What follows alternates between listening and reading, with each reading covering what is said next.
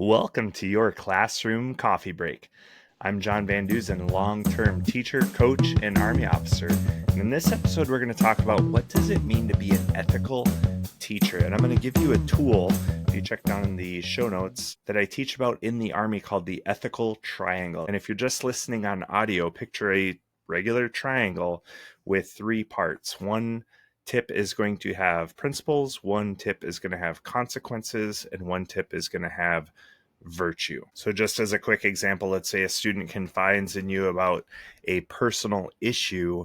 Do you follow the rule to report it? That would be rules-based ethics or principle. Do you consider the consequences of breaking that trust, which would be the ends-based ethics, the consequences? Or do you act based on the type of person you want to be? And that would be the character-based ethics or the virtue. So we're going to go through three quick scenarios and look at each one of them through that ethical triangle, just to give you a better idea of how you can better make an ethical decision as a teacher. So the first one is going to be confidentiality versus safety. So the situation is a student shares something personal that might indicate they are at risk. And this might be something they are dealing with at home. This could be that they heard somebody wants to fight them or somebody wants to hurt them, and they confide in you. So let's go through the ethical triangle. First, we're going to go with principle. And principle, another way to think of it, is a rules-based ethics. So the principle says that the school rule requires you to report any sign of danger. So it's really clear cut. The rule says this student said they're in danger. I need to report it. I'm going to report it. Now, if we were to look at the consequence tip of the ethical triangle, now we are thinking about what is the end state? What could possibly happen? And in that vein of thinking, reporting might damage the student's trust in you, but it could protect them from some type of harm, either at home or on the playground or on the bus. And the last tip of that triangle would be the virtue-based ethics, which would be the value-based, what type of person do you want to be? And if you're using the virtue side of that triangle, you may think, what would a caring, responsible teacher do in this situation? So as you bounce that scenario off of those three tips of the triangle, I want to remind you of a couple things. One, you are a teacher. You are not a parent. You're not a police officer. You are tasked with the safety of your students while they're in your classroom, and you're also tasked with their education. Along with that, being a teacher, you also are a mandatory reporter, which means if somebody tells you something that could cause harm to themselves or other people, by law, you have to report it. So if I'm looking at the consequences of it, this could possibly hurt my relationship with that student. But at the same time, if something bad were to happen to that student and they were to be injured, how much more guilt would I feel? I'd rather damage a little bit of trust there between us than have a student get hurt unnecessarily or in a preventable manner. And then if I look at the virtue side of that triangle, what type of adult do I want to be? I want to be the type that takes care of students. I want to be the type that keeps them safe. So if a student comes to me with something, a personal issue that could potentially cause them harm, although I am considering the consequences and I'm considering the virtue, I have to go with the principles-based approach.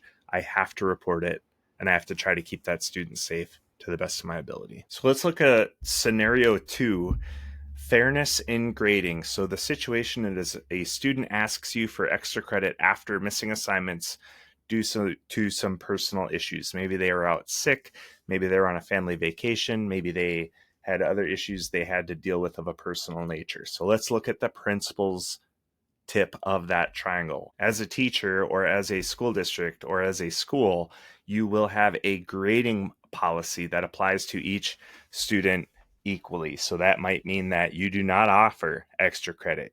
You may only offer extra credit if all the regular credit is completed. You may have a policy for handing in late assignments, but the principles side of that triangle would mandate that you follow whatever policy you have either in your classroom, in your school, or in your district. Now looking at the ends-based or the consequences side of that triangle, offering an extra credit may help that student catch up, but it could be seen as unfair to others. And this is where you might have to have a conversation about how giving everybody the same thing isn't fair. We're giving people what they need is. And just based on this scenario, if we have a student, let's say they miss a week because they're out for some type of surgery, are you going to treat that differently than if somebody misses a week because they're on a family vacation? Or are you going to treat that differently than the student who just simply doesn't do their work because maybe they have a tough time at home, or maybe they just don't care about your class? So the consequences side of this, the ends based ethics is going to force you to make some tough decisions on what is fair for each individual student and based on their situation. Now, if I were to look at the virtue side of that triangle, I'm going to say, what would a compassionate and fair teacher do based on their personal situation, based on their home situation, based on their ability to complete the work at school versus the ability to complete it at home? So I also want to remember that I am not only teaching them the state-mandated content, but I am also modeling what virtuous character-based ethics looks like. So what do you do? That's a tough one. I have a personal policy in my room that extra credit is available to every student who wants to. However, that extra credit is a pretty difficult assignment. It's not something they're going to be able to just take home and do for homework one night. It's actually a project that they're going to have to complete and present in front of the class, which is really tough. And some students will say absolutely not, just because of the fact they would have to present it in front of the class. But if a student is willing to do the work, I'm willing to give them some extra credit. So where do you think that fits in on the principles, consequences, or virtue? Go ahead and leave a comment for me below and tell me what you think. And at the end of the episode, I'll let you know what I think. So now let's take a look at situation number 3. And this is: a student frequently disrupts class. Do you send them to the office? So the principles-based ethics approach said that a school rule dictates that this disruption should be reported, and that student needs to go to the office. It's cut and dry. The consequence-based approach says that sending that student out might prevent further disruption, but could damage that relationship with you. So if you're looking at this long term, you might have that student for another 8 or 9 months in class. So by sending them out, are you actually damaging the next 8 or 9 months? You need to look at the ends-based ethics to making that decision. And then the virtue or the character-based ethics would tell you, what would a patient, understanding teacher do? And I'm going to make the argument that a patient, understanding teacher is also going to be much more skilled at dealing with that misbehavior, also much more skilled at keeping that disruption away from the other students so it's not affecting other students' learning. But that is something that takes several years to cultivate. And once you're able to do that, you can do it pretty seamlessly. But especially as a young teacher, it's really, really tough. So looking at the principles, the consequences, and the virtue, I would make the argument that you need to choose to address that misbehavior in a way that maintains the student's dignity while also keeping the class on track. And that can be difficult. I know a technique I use in my room, and I don't have to use it very often, is I simply tell the student, get out of my room. And that allows me to get that class moving on to the next task so their learning isn't disrupted. It allows me to formulate my thoughts in my head a little bit before I go address that student. And it gives the student just a few seconds to calm down and understand what was happening. Because when you have a student, and I would argue especially 8th grade boys, in front of their friends, they are going to act way, way different than if you have them one-on-one in the hallway. So how do you make these decisions? You could literally print out the ethical triangle that I have in the show notes below, have it on your desk, and just kind of glance at it and bounce all of your ethical decisions off of that. That is one way to do it. Another way is to just take a deep breath, calm down, and think about the 3 different elements of that triangle. What is the rule? What is the end state? And what would a character-based decision look like? A lot of times, if you just take a second to think about it, the decision is actually pretty clear. Another great thing you can do as a young teacher is to have these conversations with your mentor teacher or with your principal, your administration, your guidance counselor, and see how they would deal with those different types of situations. I would make the argument that your guidance counselor may be a really really great resource, especially when it comes to those character and consequence-based ethical decisions, because they may know more than you do about that student's personal life. And the last thing I'll leave you with is when you're going to make these decisions and you're going to make them ethically, you have to remember two things. The first thing is always err on the side of safety. As an educator, you are a mandatory reporter.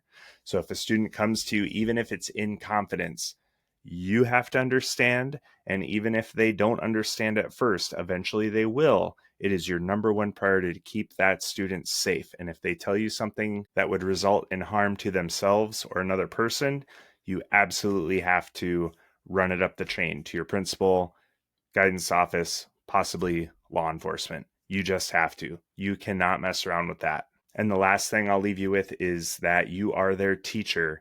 You are not their friend. And that can be really, really tough in a small community like Kingsford, because a lot of my friends have students in my class. So yes, I know this student outside of school as my son's friend, as my friend's son or daughter, but at the same time, I have to be able to separate and have that boundary of, you're in my classroom. I am the teacher. You are the student. And sometimes that's a little difficult to navigate. But as an education professional, you have to keep that boundary in place. You just have to. So we've come to the end of the episode, and I said I would tell you what I thought about the ethics of allowing somebody to do extra credit. And here's what I think. I'm using a principles-based approach, but I'm also taking into account the consequences and the character. And by allowing every student to have the chance, however, making that project way more difficult than just your average take-home assignment, I think if a student is willing to do the work, then they deserve to get that extra credit. So if you got something out of this episode, I would ask that you like, subscribe, and share with your friends so they can make the next classroom coffee break.